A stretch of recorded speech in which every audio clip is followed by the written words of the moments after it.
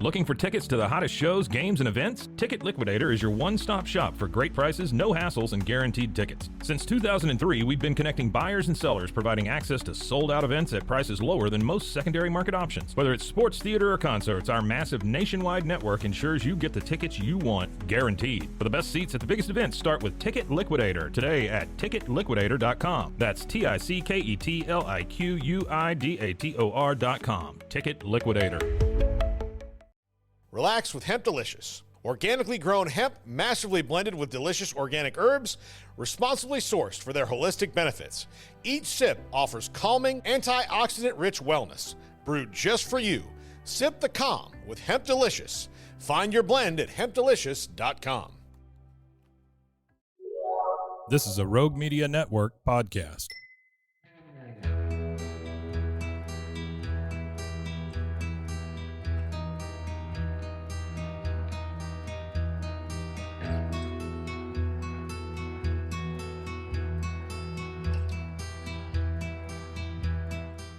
Welcome to Silent Witness, the true crime and cold case podcast, hosted by Christina. Hello, hello. And me, Erica. Hi. Hello. Hello. Halo. Halo. Hello. Hey. Hey, girl. Hey. Hey, girl. Hey. All right, lady, what you got for us today? Okay, so I've decided Yeah. we're going to branch out of Texas. Get out of the state. Let's okay. get out of state. This case just struck me. Okay. Don't know why. Okay, so we're going to talk about Florida. Okay, Florida. Florida. So Florida's got some stuff. specifically Cocoa Beach, Florida. Oh, okay. Cocoa Beach is located south of Cape Canaveral Air Force Station and is described as the gateway to the Kennedy Space Center. Yeah. I know. Super This cool. is going to age me, but remember What? I Dream a Genie? Oh, heck yeah. That's where they were. Yeah. Yeah. Okay. And that's where all the space NASA crap. Yeah. Okay. Cocoa Beach is, of course, on the beach and Yes. currently has a population of around 11,300. That's it? Yeah. Oh, okay. It's a real long, it seems like it's on an island when I saw the map. Mm-hmm. It's really long. Okay. So the city boasts glorious beaches, everything a beach bum that a beach bum would want. Okay. So we're going to jump back in time to 1977.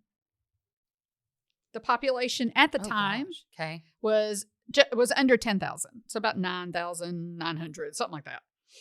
At the time in 77. So let's go into a history lesson. Jimmy Carter, rest in peace. He was president. Yeah. He just died. He did. He was a cool human being. Yeah, he was just an amazing person. Yeah. And his wife. Yeah. They were awesome. Okay. We have Habitat for Humanity because of them. Yeah. They're amazing. Wow. So on a terrible person, we'll jump from one of the best people that ever lived to one of the worst. Awesome. The son of Sam, Oh, David Berkowitz, 70s. Yeah. serial killer, was arrested. He began his killing spree in 75 and was convicted of shooting and killing 6 and wounding 7 others. Psycho. And that was in New York City. Yes. Likely he was responsible for more, but he was just convicted in those 8 shootings.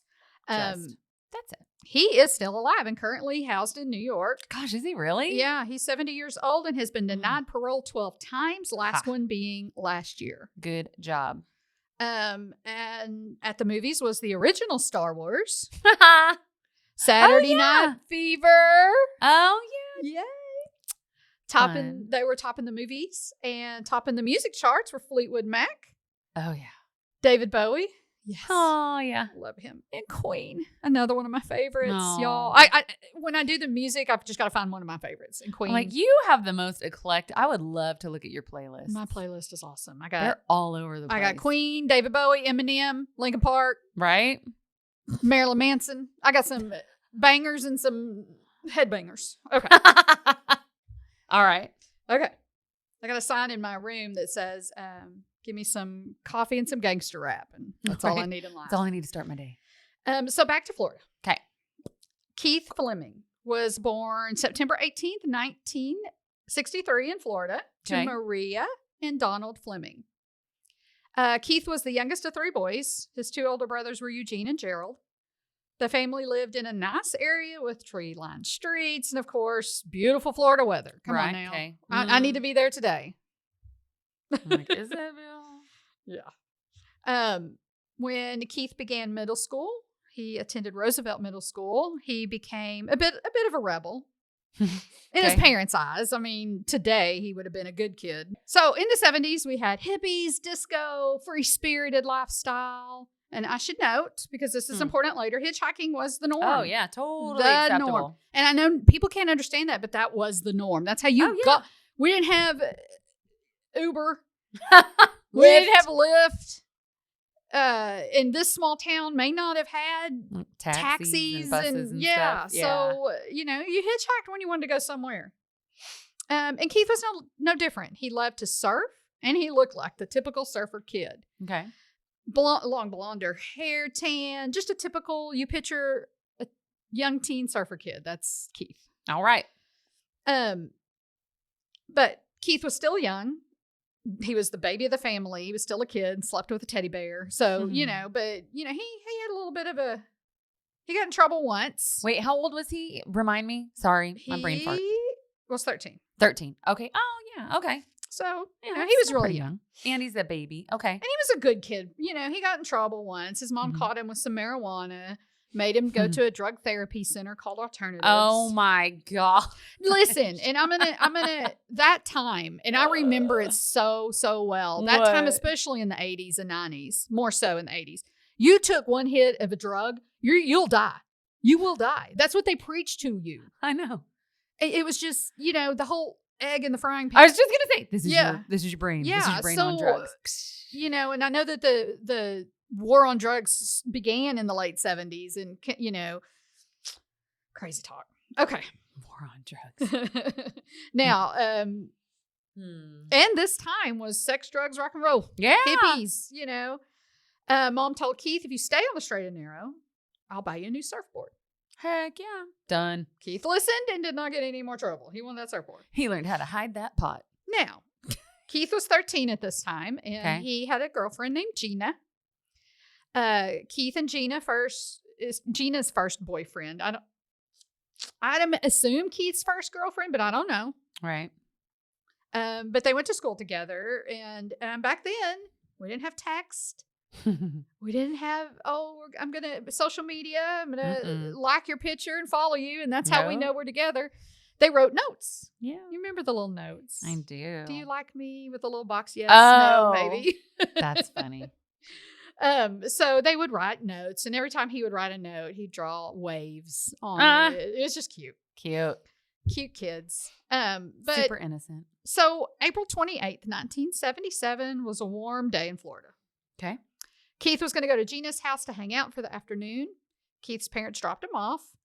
They lived a few miles from each other, and seeing the town, it's long. It's a long town. Yeah, I was just looking at it. Okay. Yeah. But Keith's mom said, hey, you need to be home for dinner. Okay. You can stay the afternoon, have some fun, but you need to be home for dinner. Done. Easy. So Keith and Gina spent the afternoon swimming in her pool. They went to a friend's house. And later in the afternoon, Keith was going to hitchhike back to his house because he had to be home. Sure. And there was something about a bike. Maybe he was going to ride a bike home. This is what I read. Maybe he was going to ride a bike home and something happened to the bike, so he decided to hitchhike. Okay. I could be wrong on that. I'm sorry if I am.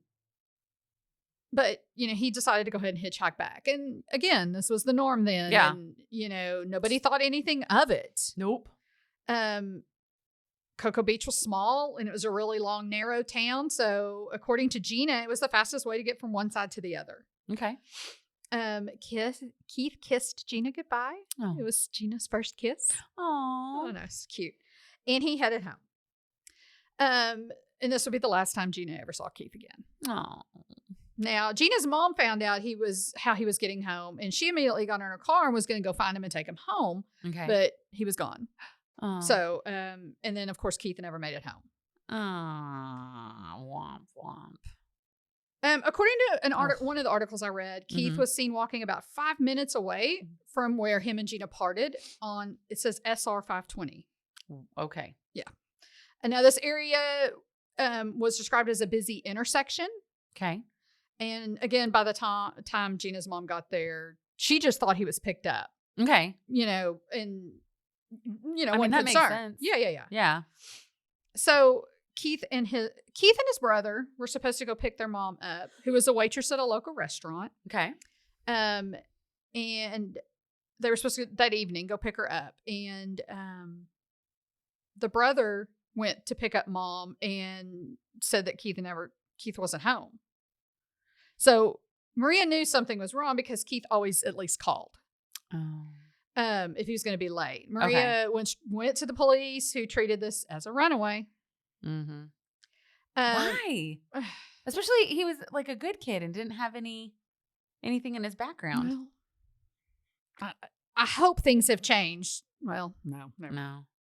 Okay. It's a runaway. We don't have to look into that one. I could say it was the times, but no, last week we did a case in the 2000s and they did the same thing. Yeah. And, Haley Dunn, same thing. Yeah. Too many. Stop making that your process, people. Maybe that's not the first assumption. Maybe we assume the worst and start from there. So, according to the article, let's see, wait. Why am I skipping? I don't know. Because your brain's all over because you had that coffee. I know. And I haven't drank coffee in a while. Oh, see? That'll do it. Okay. So regardless, they thought he was a runaway, despite the fact that Keith had nothing with him but the clothes on his back and flip-flop shoes. Okay. The police did not attempt to look for Keith. And according to another article I read, Gina stated the police did nothing and never even questioned her. Even though she was the last person to see him alive, they did not even talk to her until many, many years later. Dumb. I years feel later. not bad at all saying y'all are dumb and I hope none of you are in law enforcement. Well, that was a long time ago. That was a long time ago. But damn. How many other cases did you mess up? Awesome. To this day, Keith has not been seen by his family. Now, we'll talk about some sightings and some clues received here in just a couple of seconds. But first, let's take a quick little break. Okay. And we will... we'll be back after this message. Yes. From a really awesome...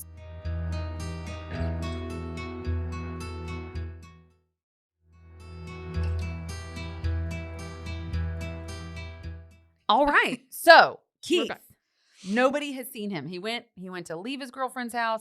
He's hitchhiking, totally normal back in the 70s. It was. Not unexpected, not unusual. Right. And then he was gone.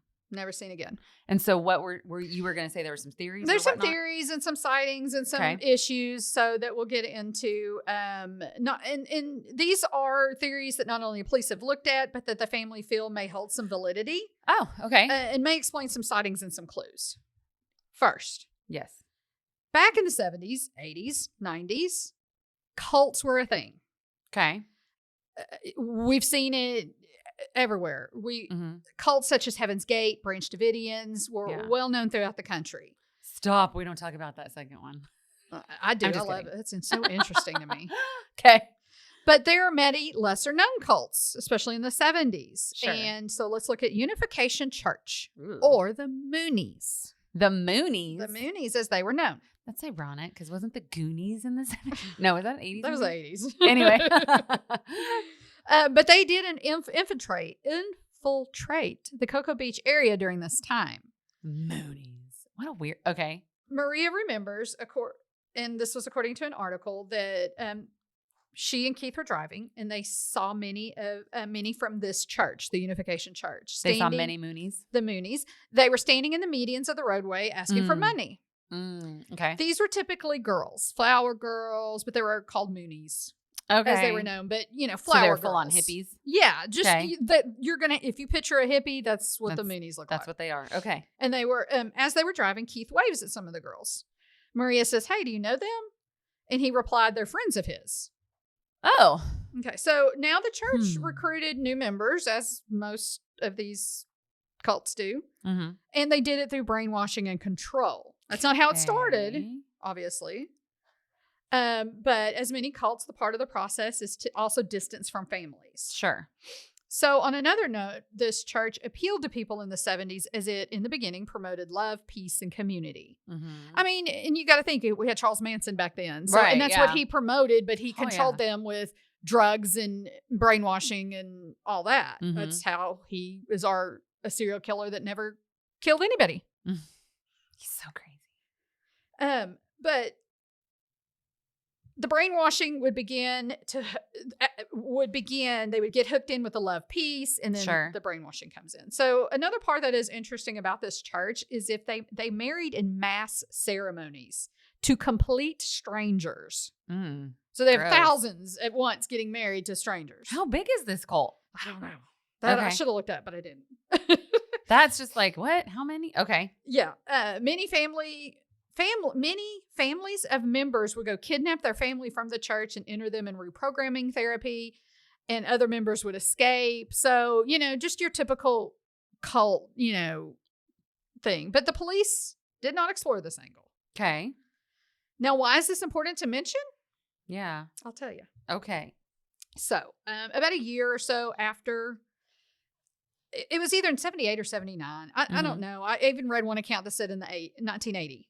So I'm not sure on the exact dates, but this was after Keith had disappeared. Okay. Maria received some very troubling phone calls. The first call Maria answered and heard, and these were landlines now. We didn't have cell phones, none of that great stuff. No. So Maria answered and heard a lot of noise in the background, like something was going on. And she heard a voice saying, I'm assuming, off in the distance, I just want to talk to my mom. Kind of off in the distance. I just want to talk to my mom. And then the call hung up. Oh. Maria recognized it as Keith's voice. Oh. Later, I'm not sure the time, Maria received another call that the voice Maria believes is Keith said, I love you. And then the phone call got disconnected. The third call was more alarming.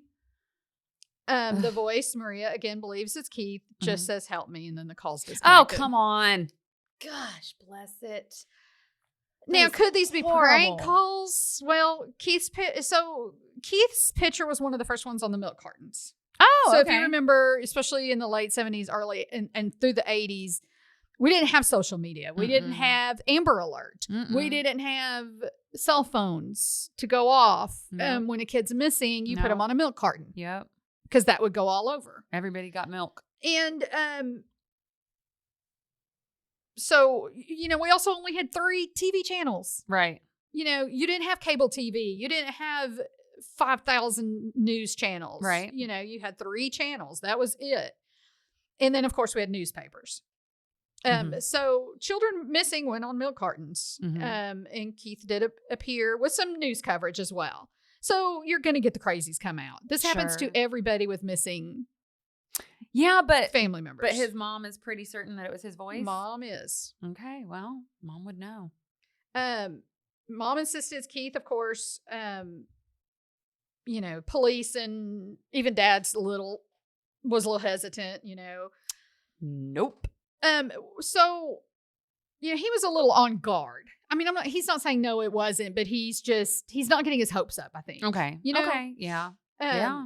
But Maria, of course, believed it was Keith, which, let's look at the first call. There's a lot of background noise, which lends to the theory that maybe the church, it's a lot of people, just think of the correlation there. Now, there was another call, and this was at some point in the early 80s. Maria received another call. Maria once again believed it was from her son. The voice simply said, it was a male's voice, how's the surfing back east?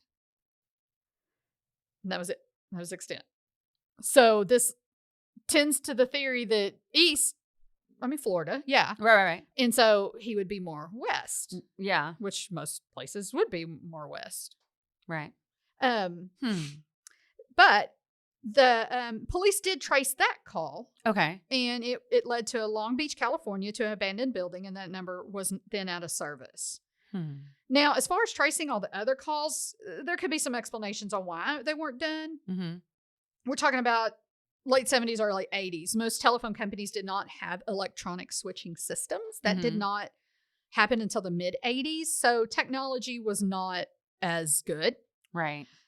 Tracing was limited due to the technology, and the process was longer. Yeah. I also think that the police, if they did trace those others, they did not release that information. Okay. If they did, but I would imagine at least the first call or second call, they weren't on the radar to set up I wouldn't tracing. even think to do it. Yeah, that's what I was wondering. Like, how do you even? And because Keith was listed as a runaway, maybe they didn't even trace him at all until they got the phone calls.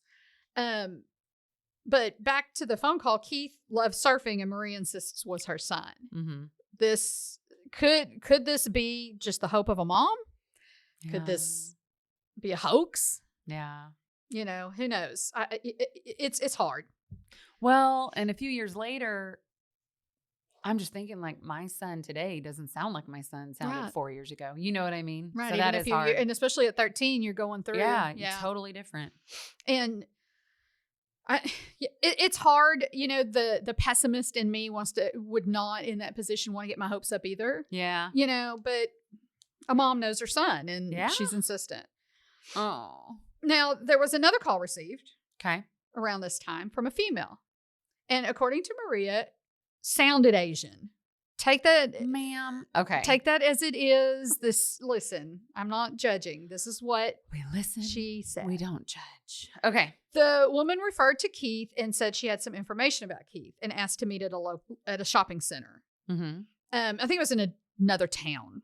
Okay. So Maria went to the meeting place and the woman never showed. Jerk. Now, many families receive pranks and hoaxes, which is disgusting. Yeah, disgusting horrible. to do to these poor families. And I'm sure, like I said earlier, everybody's family, I think, that is in this position has had to deal with it. Sure, which is disgusting. But most of the time, they're going to ask for something. Yeah, that's kind of And what's she weird. didn't. She didn't even meet her there. Yeah, but she didn't ask for anything either. Yeah, she wasn't like, bring me a bag of cash. People just suck. I just got to say. And she, you know, that sucks for her to do that to mom. Mm-hmm. It sucks. 1,000,000%. Okay. So later that year of the calls, Mm-hmm. an inmate in Georgia saw a magazine. So this is another theory. Okay. Okay. Kind of shifting a little bit. Okay. An inmate in Georgia saw a magazine article about a case and recognized the face as being Keith's, but recognized Keith, but a bit older, which he would have been. That would make sense. It was a gay magazine that the inmate somehow sent it to Maria. Okay. No one but Maria thought it was Keith. Even the police didn't think it was Keith. Oh. According to the police, they were unable to trace the origins of the article, and the family felt that the police did nothing to advance the investigation. Did they like bring in like an age progressionist to yes. know? Well, the Center for Missing Children has one. But I mean to compare. Like, oh, could this be? not know what I then. mean? Because I don't even think the Center for Missing Exploited Children was even a thing then. I don't even think they existed back then. Yeah. If I remember. So Lastly, let's look at a suspect that could be.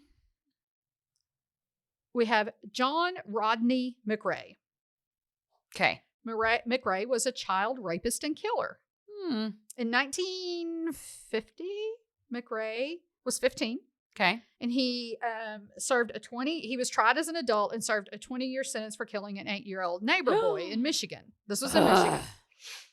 When he was released because the governor at the time didn't feel McRae was a danger to society any longer. What? And if you look at the history of Kenneth McDuff, it's happened. This was in the 70s too, and it happened. A lot of places release these dangerous. Kenneth McDuff's another serial killer from Waco. Awesome. And he committed his crimes he was from Rosebud. Anyway, listen, I digress. Well, and I mean, it's just people being stupid back then. Oh, you're fine. Oh, I'm going to let you go. Yeah. And it happened. It happened in Texas. It happened in Michigan. So, yeah. So when McRae left prison, he married and had a son and moved to Florida. Mm-hmm. I think he moved around a lot, but eventually settled in Florida. He actually became a corrections guard. Hey! How did that happen? How did What? that happen? I guess back then they didn't do background checks to be a prison gosh. guard. We're just going to let you be in charge. Wow. You kill people and rape them, And we're going to give you access to a lot of caged boys, a lot of humans. men. Yeah. No, dude. What is wrong with... Yeah, Now- I'm glad we've progressed. Yes. Ish. Yes. I'm assuming back then they did not do background checks. Yeah. Yeah. Okay. Okay. Now, Young men tended to disappear anywhere McRae was. Shockingly enough. When he was a CO, 3 boys disappeared, including Keith. So there was other boys that disappeared around this time. Like just in Cocoa Beach? Yeah, in that area. Okay. And Keith was one of them. So in 1979, another boy disappeared, and McRae even helped search for that boy. He also helped search for the boy in Michigan that he was convicted of. So he would get out there and help. You see that a lot, though. I know. They want to be a part of it. That's how they're reliving it. I want to, They want to relive it, And also they think it, like, makes throws them the police off, Yeah. But I'm helping. So he's a true sicko weirdo. God, yeah. After 2 other boys disappeared, I could do a whole podcast on him alone because he's such a creep. He's such a disgusting. Anyway, McRae moved away from Florida and eventually settled in Arizona. And in time, again, this is a whole story. A boy that disappeared was found on his property. His body was. Oh my gosh. And he and McRae's son were arrested. He and his son? Mm-hmm. His son was older by now. Ugh. I'll get to his son in a minute. I'm just saying. It is a long, convoluted story. There's a whole reason. He wasn't arrested for the son was arrested for help hiding the body. Like helping, sure. That's your dad. Eventually, McRae was sentenced to life in prison. Good. And the son's charges were dismissed. So I'm sure that was part of the Good deal. job. Hey, I hope you turned your dad in. No. Oh. No. I'll get to more of him in a minute. What I'm thinking happened is dad said, hey, I'll take it all, get rid of, don't do anything myself. But you'll see in a minute, he's just as much of a creep. Oh, awesome. I mean, that's kind of what happens when you grow up with that person as your parent, right? And you think it's normal.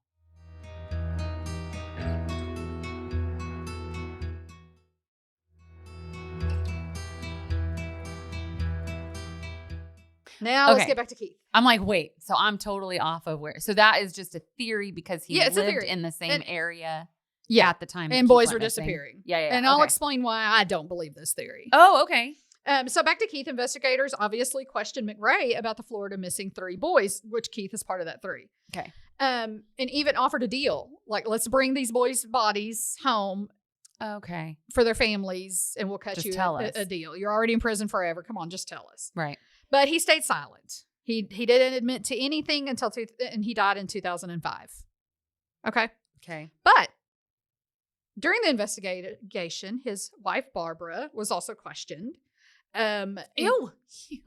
So he was married. Well, I mean, of course she would be questioned. I'm just saying he was married. Come on. Yeah, he was married and had a kid. Yeah, after he got out of she said that her husband admitted to her to having killed 2 of the 3 boys in Florida, but did not Keith.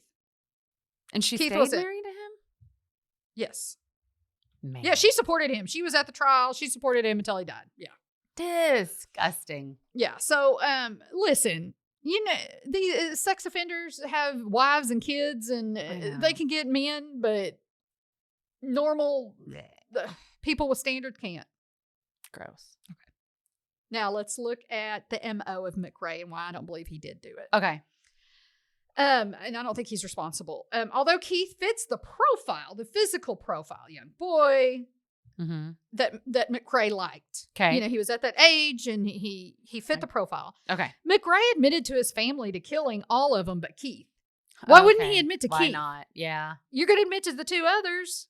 Why not Keith? Right. It's like he never the difference between life and death. He never even mentioned Keith. So it's like he didn't know. So. Okay. And all of his victims were known to him. They were either neighbors, friends of his son. There was one he was 19. He was an inmate where he worked.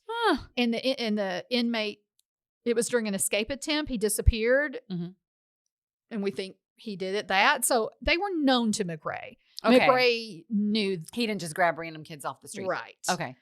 He didn't know Keith. Right. He did not know Keith in any capacity. We can also assume Keith was abducted while hitchhiking and maybe he happened to be there and picked him up. But McRae did not just go after random boys. And usually serial killers don't stray. Stick with it. They like their comfort zone. Of course you do have them that do stray, but for the most part, they pretty much follow their plan. Right. Okay. And if he is going to admit to all the others to his Why family. not? Yeah. Yeah, you're right. Okay, I see why you don't think it was him. Okay. Now, I will note that the son, I think his name is Martin, Okay. of McRae had charges. Those charges were dismissed at the time, but he was eventually arrested and later convicted of child molestation and served 20 years and was released in 2021 and lives in Nevada.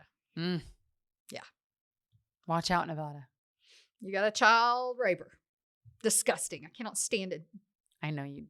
Oh, and I can't stand a thief. A thief. Well, I hate it for him because it's that cycle, and like nobody stepped in to help this kid. No. Like even after his dad was like, did anybody step in to try? Clearly, he was mom, an adult by the time he. But found, I mean, like, at no point even knowing what was going on with his dad. And I think mom gross. was culpable too. I think she knew. 100%. And she's gonna stick with him because she don't want him to say anything about her. I'm gonna stick with you because I don't want you telling me. Right. So that's probably why she did. Gross. Okay. Now, Okay. ready to get disgusted again? No. This makes me sick. I just wanted to strangle when I read this account. Was this a deep dive into pedo world? No. Really? No. Usually that gets your blood boiling. No. This is a thief. Okay. Also. So we're gonna jump ahead to 1997. Oh gosh. Okay. The Flemings get a call from the police that Keith has been found. So in Arkansas. So Gerald, his brother, immediately got on the plane, headed there. Turns out this man was not Keith, but a man that stole Keith's identity. Okay. Like went in and got a birth certificate, said I lost my birth certificate, went and got, Yeah, they didn't have all those fail safes in place. Right. Nobody was checking that stuff. Disgusting. Wow. Disgusting. And so he and they thought it was legitimate that he was found 20 years later. Mm-hmm. Disgusting. Okay. Police do believe Keith was the victim of McRae. Again, I don't think so. Okay. Searches have been conducted of the area, and I think the three missing boys, and nothing's been found. Okay. Could he have left with the Moonies? I think the family had hopes that was it. That's what happened. Mm-hmm. Because of the calls. So, back the reason I mentioned the inmate in Georgia and sending the article. Yeah. So, let's touch on that just a second. He could have worked to support him. Maybe he was a transient. He could have, worked to support himself in the gay porn industry. Like what is that? What the article was about? Yeah. Okay, because you didn't really say what it was. About. It was a gay magazine, gay porn industry, and so forth. So many young men did that, especially if they're transient. And the stigma back then, you got to look at the stigma. Yeah, it's who cares now, but back then I didn't care. But back then it was. It was massive. Massive stigma. Plus, you had HIV. Yeah, and HIV killed you. Like, I mean, come on, Queen. Yeah, Freddie died of HIV. So it was a stigma. And it was immediate. It's not like there were the meds we have now. Right. And that's not immediate, but it was a horrible death. But I mean, there was no, and it was a quick death. There was nothing you can do. You are going to die. Yeah. Maybe he didn't want his family to know, because of the stigma. But again, I don't think he ran away or left on his own. Okay. So it's kind of, unless he was kidnapped and eventually released, and he got into that. Maybe he died of HIV. And he had a different, because in that industry you use different names. So maybe, I don't know. Wow. Okay. So that's why I kind of brought that up earlier. But, and it is just kind of a tangent. It could be a little theory, maybe. I don't know. I don't know. Okay. But the police think it was McRae. Yeah, it wasn't. Weird. Come on. Why didn't he quit admit focusing to it then? Mm-hmm. Keith's father died in 2003. Oh. And his mom died in 2016, never knowing what happened to their son. Yeah, sad. Ugh. His brothers are still alive, and they live in Cocoa Beach area. Oh, okay. Today, Keith would be 61.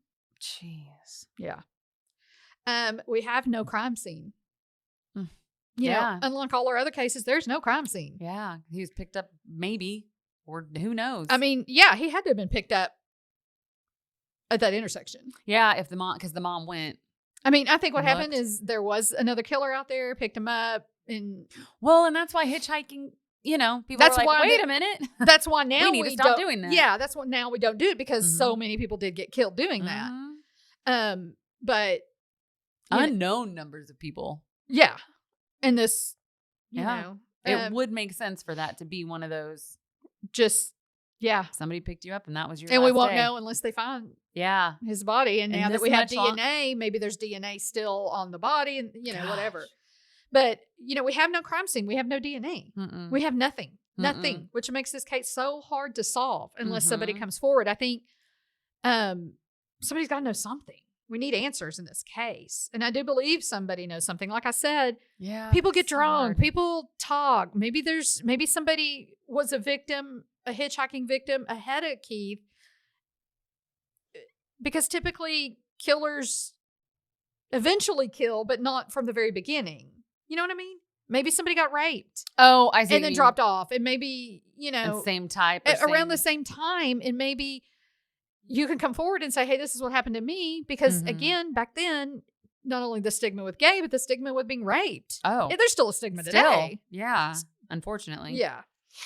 So somebody, even if you've heard a rumor, come forward. We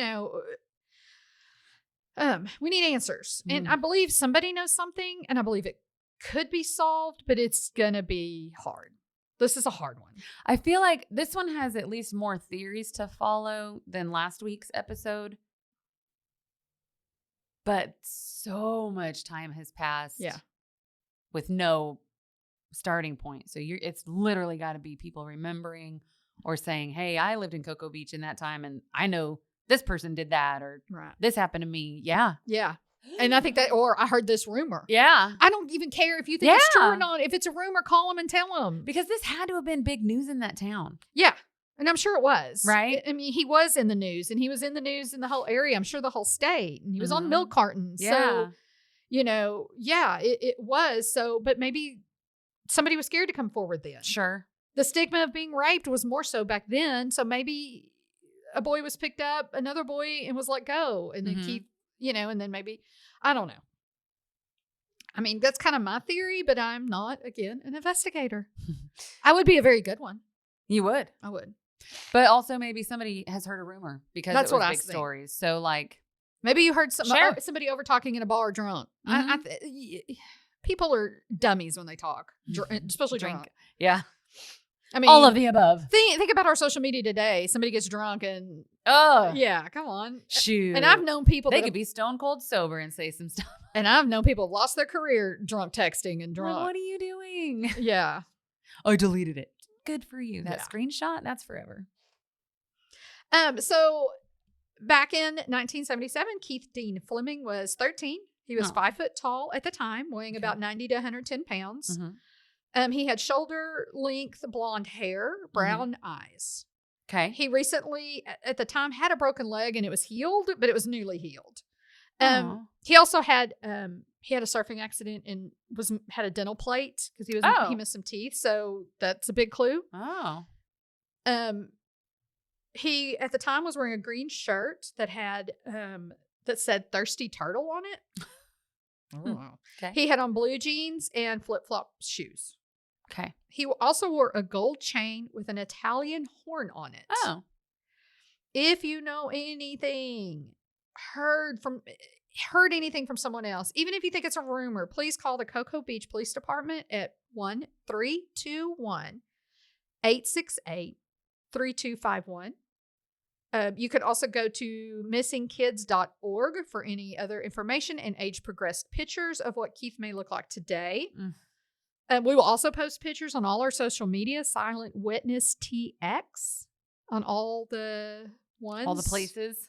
Hopefully, Check TikTok. We'll see. But yeah. That's crazy. It's so, it just, this case struck me and I wanted to report on it, even though, Well, and I'm sure his brothers would appreciate any nugget, any idea. And it's just sad parents didn't get to see it. Yeah. And whoever did it is going to be, probably in their 80s. And if they're still alive, then, but again, I don't think McRae did it, but that's me.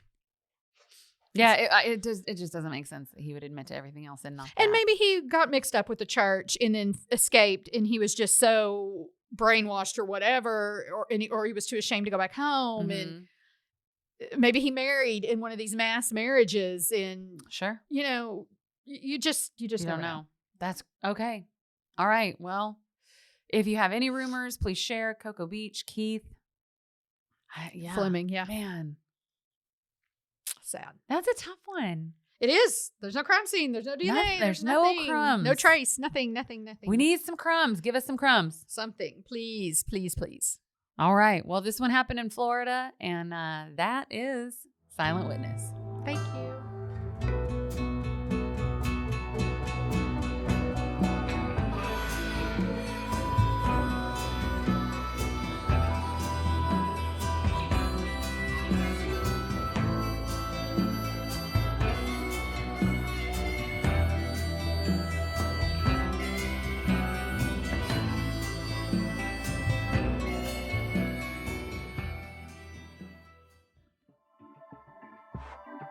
This has been a Rogue Media Network production.